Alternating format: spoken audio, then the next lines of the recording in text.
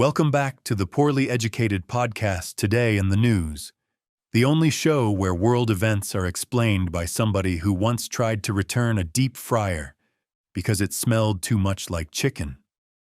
Buddy, that's called working properly. And today ain't just news. It's a Thanksgiving leftover burrito of chaos.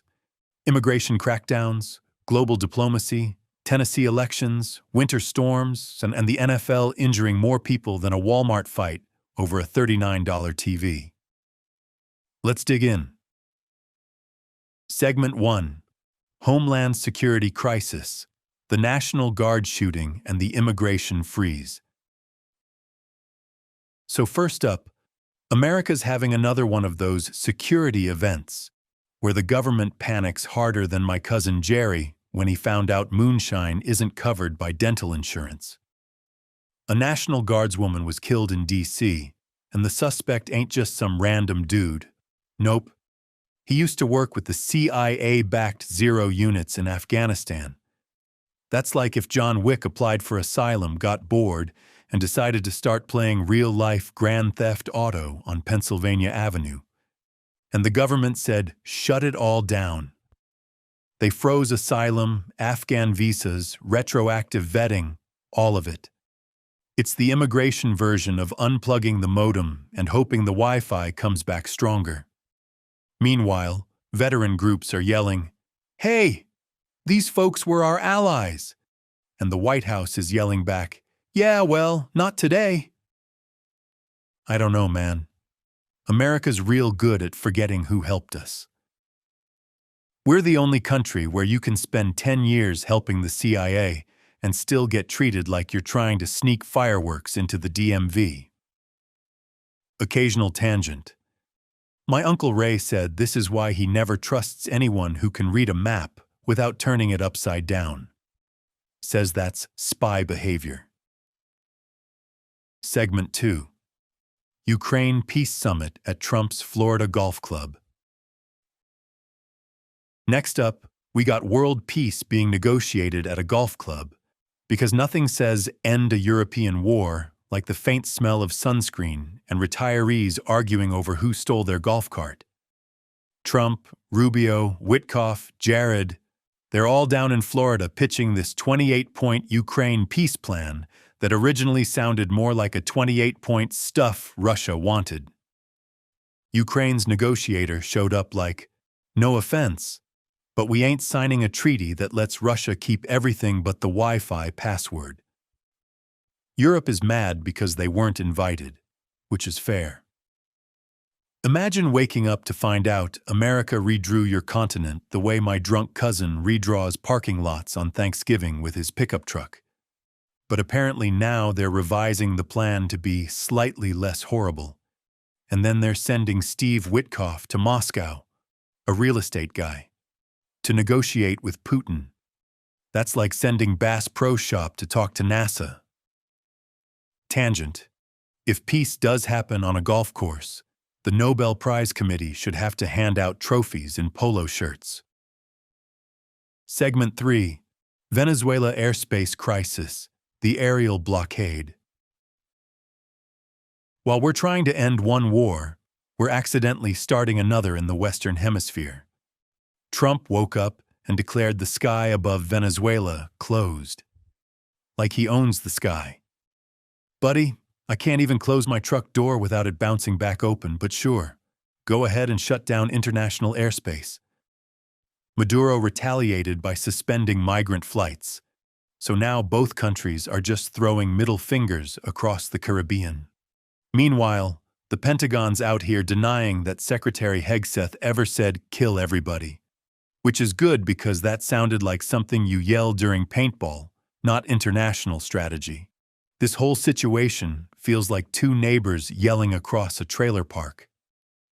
"You can't fly over my house." "Oh yeah? Well, I ain't taking your trash to the dump no more." If this turns into a war, it'll be the first conflict started entirely by social media posts and vibes. Segment 4. Tennessee's special election.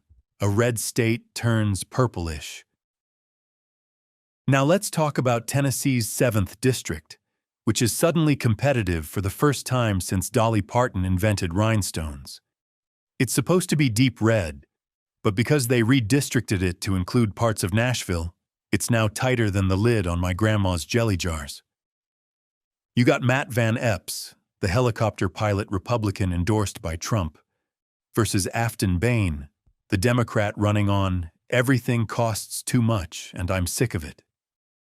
Polls say it's 48 to 46, which means half the voters are confused and the other half are angry. Republicans brought in Kamala Harris so they could complain about her. Democrats brought in economic pain so they could complain about Republicans. It's a perfect ecosystem of screaming. Redneck meta aside, if Tennessee flips, Southern dads everywhere will have to switch from yelling at Fox News to yelling at the Weather Channel. Segment 5. Black Friday, Boom meets Midwest Blizzard Doom. Here's some economic reality. Americans broke online shopping records again, $11.8 billion. Meanwhile, the number of items purchased went down. So people spent more money on fewer things. That ain't prosperity. That's inflation wearing a sparkly hat.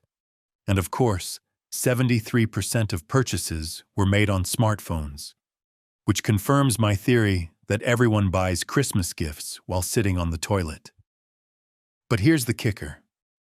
A giant winter storm is slamming the Midwest, shutting down highways, airports, trucks, you name it.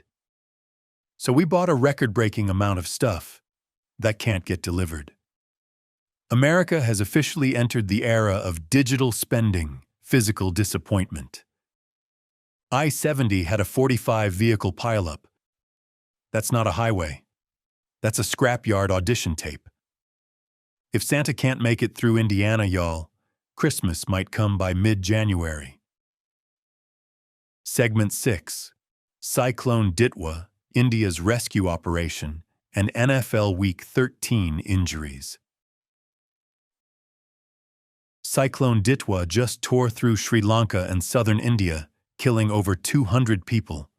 India rolled out Operation Sagar Bandhu, sending their aircraft carrier to do rescue operations. I didn't even know aircraft carriers could do humanitarian work. Mine can barely carry my cooler. This is disaster diplomacy in action. India showing China who the real big brother of the Indian Ocean is. Honestly, it's kind of impressive. If America tried something like that, we'd argue for 3 weeks about who has to pay for gas. And finally, NFL Week 13 looks like a hospital census. Alvin Kamara, out. T. Higgins, out. Washington quarterback Jaden Daniels, out. Dolphins TE Darren Waller returns though, which means somewhere a fantasy football league just collectively screamed into a bag of nachos. It's Week 13 and half the league is limping. It looks less like football and more like a Civil War reenactment where everybody forgot their helmets. In conclusion, the world is spinning like my cousin Junior after 3 bourbons and a ride on the tilt-a-whirl. We've got immigration freezes, peace deals on golf courses, airspace showdowns, purple Tennessee districts, blizzards blocking our Black Friday goodies, cyclones ripping up the Indian Ocean, and NFL players collapsing like folding chairs at a church picnic. But that's why we're here. To make sense of it. Or at least laugh at it. Thanks for tuning in to the Poorly Educated podcast, Today in the News. Remember, because somebody's got to explain this mess,